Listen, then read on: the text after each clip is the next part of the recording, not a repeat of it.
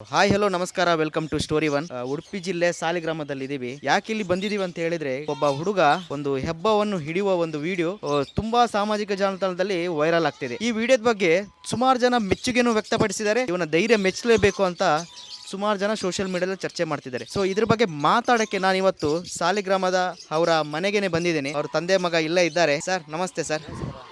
ನಿಮ್ಮ ಹೆಸರು ಸರ್? ಸುಧೀಂದ್ರ ಆಯ್ತಾ? ಹಾಂ ಸರ್. ಸರ್ ಏನು ಸರ್ ಅದೇ ಮನೆ ಹತ್ರ ಇಲ್ಲಿ ಸಾಲಿಗ್ರಾಮ ದೇವರ ಬೆಟ್ಟಿ ಅಂತ, ಅಲ್ಲಿ ಇದು ಹಾವು ಹೆಬ್ಬಾವು, ಭಾರಿ ಗಾತ್ರದ ಹೆಬ್ಬಾವು, ಸುಮಾರು ಒಂದು 15-16 ಫೀಟ್ ಹೆಬ್ಬಾವು, ಭಾರಿ ಗಾತ್ರ. ಅದು ನನಗೆ ಕೂಡಲೇ ಫೋನ್ ಮಾಡಿದರು, ಹೀಗೆ ಒಂದು ದೊಡ್ಡ ಹೆಬ್ಬಾವು ಬಂದಿದೆ ಅಂತ.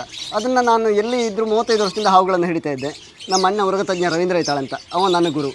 ಅವನಿಂದ ನನಗೆ ಬಂತು, ನನ್ನಿಂದ ನನ್ನ ಉರಗತಜ್ಞರೇ. ನಾವು ಹಾವೆಲ್ಲ ಹಿಡಿತು, ಹಾವು ಚಿಕಿತ್ಸೆ ಕೊಡುತ್ತೆ. ಹಾವು ಕಚ್ಚಿ ಗ್ಯಾಂಗ್ರಿ ನಾಯಿ ಕಾಲು ಕಟ್ ಮಾಡುವಂಥ ಕೇಸನ್ನು ಗುಣ ಮಾಡುತ್ತೆ. ಅದು ನಮ್ಮ ಅಣ್ಣನಿಂದ ಬಂತು. ನಮ್ಮ ಫ್ಯಾಮಿಲಿ ಆಯುರ್ವೇದ ಪಂಡಿತರು ನಾವು. ಹಾಗೆ ಹೈನುಗಾರಿಕೆ, ವ್ಯವಸಾಯ ಎಲ್ಲದನ್ನು ಮಾಡ್ಕೊ ಬರ್ತಾ ಇದ್ದೆ.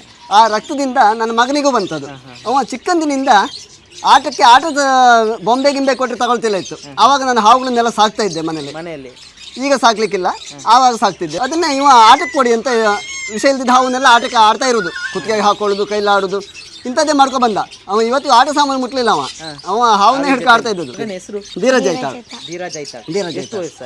ಅವನಿಗೆ ಈಗ 13 ವರ್ಷ, 7ನೇ ಕ್ಲಾಸ್. ಇದು ಆಕ್ಚುಲಿ ಏನಾಯ್ತು ಸರ್? ಇದು ಅವನು ನಾವು ನಾನು ಹಿಡಿಲಿಕ್ಕಂತ ಹೋಗಿದ್ದೆ.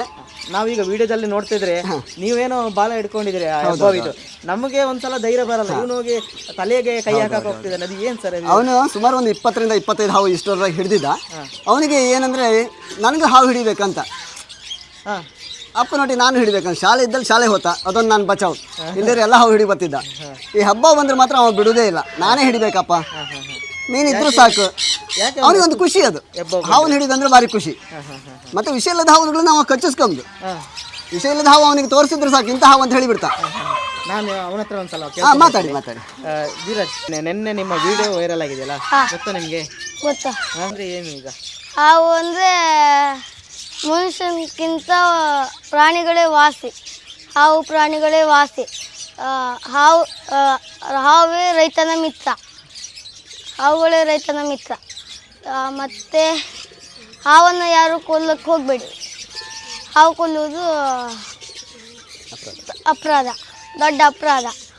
ಹೀಗಾಗಿ ಯಾರು ಹಾವನ್ನು ಕೊಲ್ಲಕ್ಕೆ ಹೋಗಬೇಡಿ, ಹೊಡೆಯೋಕ್ಕೂ ಹೋಗಬೇಡಿ. ರಕ್ಷಣೆ ಮಾಡಿ. ನಿಮಗೆ ದೊಡ್ಡದಾದ್ಮೇಲೆ ಏನಾಗಬೇಕಂತ ಆಸೆ ಇದೆ ಈಗ? ಪ್ರಾಣಿಗಳ ಡಾಕ್ಟರ್. ಯಾಕೆ? ಈಗ ಪ್ರಾಣಿಗಳ ಹುಷಾರಿಲ್ಲ ಅಂದರೆ ಬೇಗ ಬರಲ್ಲ. ಹಾಗಾಗಿ ಪ್ರಾಣಿಗಳ ಡಾಕ್ಟರ್ ಆಗಬೇಕೆಂದು ನನಗೆ ಆಸೆ. ಈಗ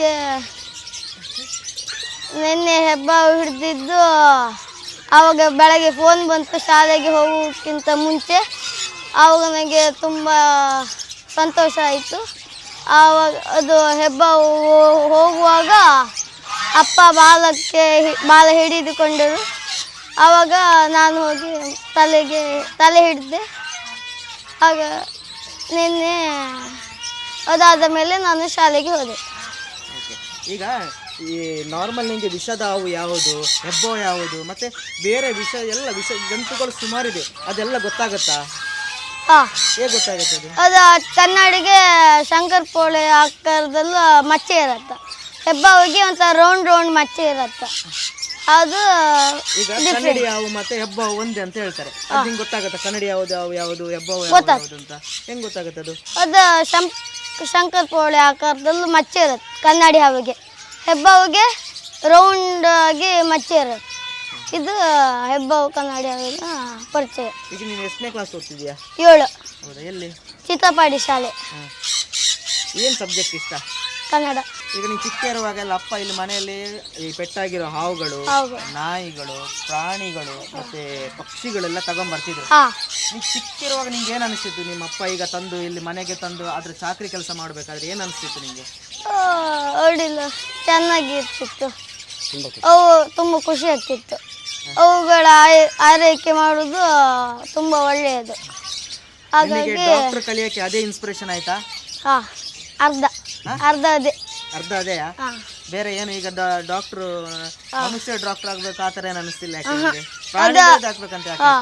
ಅದೇ ಡಾಕ್ಟರ್ ಎಲ್ಲ ಲೇಟ್ ಬರ್ತಾರಲ್ಲ, ಹಾಗಾಗಿ ನಿಮ್ಮ ಮನೆಯಲ್ಲಿ ಮೊದಲೆಲ್ಲ ಹಾವು ಸುಮಾರು ಹಾವುಗಳು ತಂದು ಇಲ್ಲೆಲ್ಲ ತಂದೆ ಅದಿರಾದ್ರೂ ಟ್ರೀಟ್ಮೆಂಟ್ ಎಲ್ಲ ಮಾಡ್ತಿದ್ರು, ಅವರೇ ನಾಟಿ ಟ್ರೀಟ್ಮೆಂಟ್ ಮಾಡ್ತಿದ್ರು. ಹಾಂ ಹಾ.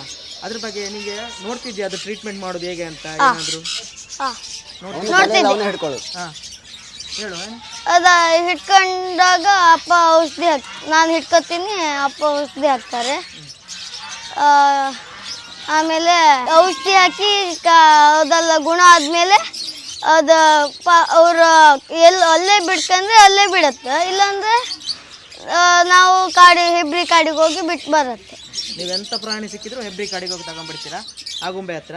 ಅದು ಹಾವುಗಳಲ್ಲ, ಹಾವುಗಳೆಲ್ಲ ಅದೇ ಹಾಂ ಕಾಡು ಪ್ರಾಣಿ ಎಲ್ಲ ಬಿಡುತ್ತೆ, ಸಾಕು ಪ್ರಾಣಿ ಸಾಕ್ಬೇಕಲ್ಲ. ಸರ್ ಕೊನೆಯದಾಗಿ ಏನು ಹೇಳ್ತೀರಾ? ಯಾರು ಈ ಹಾವನ್ನು ಹಿಡಿಯಲಿಕ್ಕೆ ಹೋಗಬೇಡಿ. ಹಾವಿನ ಗುರುತೇ ಇಲ್ದಿದ್ದವರೇ ಜಾಸ್ತಿ. ಎಷ್ಟೋ ಜನ ಹಾವಿನ ಗುರುತೇ ಇಲ್ಲದೆ ಹಾವು ಹಿಡಿದು ಸತ್ತವರಿದ್ದರು. ನನ್ನ ಮಗ ಹಿಡಿದ ಅಂದರೆ ಅದು ರಕ್ತದಿಂದ ಬಂದದ್ದು. ಅವನಿಗೆ ಯಾವ ಹಾವು ತೋರಿಸಿರೋ ಇಂಥ ಹಾವು ಅಂತ ಗುರುತ ಹಿಡಿತ. ಈಗ ಹೊರಗಿನವರು ಸಣ್ಣ ಮಗು ಹಾವು ಹಿಡಿತು ನಾನು ಒಂದು ಹೀರೋ ಆಗ್ಲಿಕ್ಕೆ ಹೋಗಲೇಬಾರ್ದು. ನಮ್ಮ ಅಣ್ಣನ ಇದೇ ಅಷ್ಟು, ಹಾವು ಹಿಡಿಯೋರು ಹೀರೋ ಆದರೆ ಲಾಸ್ಟ್ ಅವರು ಜೀರೋ ಅಂತ ಅದನ್ನೇ ಪಾಲಿಸ್ಕೊಂಡು ಬಂದವರು. ಶೋ ಮಾಡ್ಲಿಕ್ಕೆ ಹೋಗ್ಬಾರ್ದು. ಯಾಕಂದ್ರೆ ನೀವು ಇರ್ಲಿಲ್ಲ ಅಂದ್ರೆ ಇವನ್ನ ಕಳಿಸ್ತಾನೆ ಇಲ್ಲ ನಾನು ಇಲ್ದಿರ ನನ್ನೊಟ್ಟಿಗೆ ಮಾತ್ರ ಬರೋದು ಅವ. ಅವನೊಬ್ಬನೇ ಹಾವು ಹಿಡಿಯೋದಿಲ್ಲ, ಹಿಡಿನಿ ಅಂದ್ರೆ ಹಿಡಿಯೋದಿಲ್ಲ ಅವ. ಅಪ್ಪ ಬರಬೇಕಂತ ಹೇಳ್ತಾ, ನಾನಿದ್ರೆ ಮಾತ್ರ ಹಿಡಿತಾ. ತುಂಬ ಧನ್ಯವಾದಗಳು sir. Thank you. Thank you.